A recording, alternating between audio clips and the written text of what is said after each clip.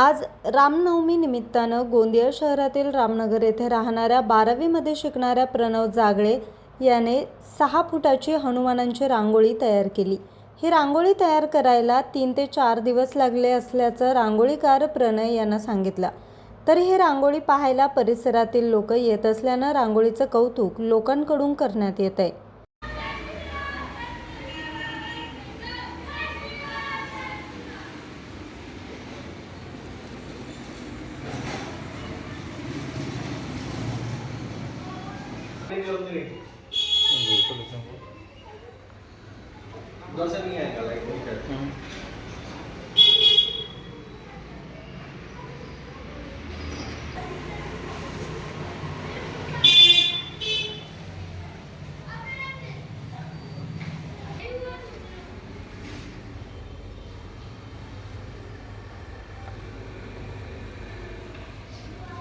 हे रांगोळीचा size 4x6 size आहे आणि या रांगोळीला मला करताना 4 दिवस पूर्ण लागले।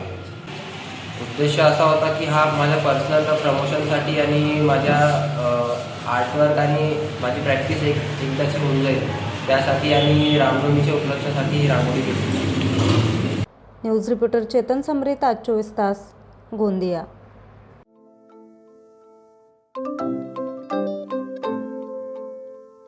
नवनवीन आणि ताज्या घडामोडींसाठी आज 24 तास सबस्क्राईब करा।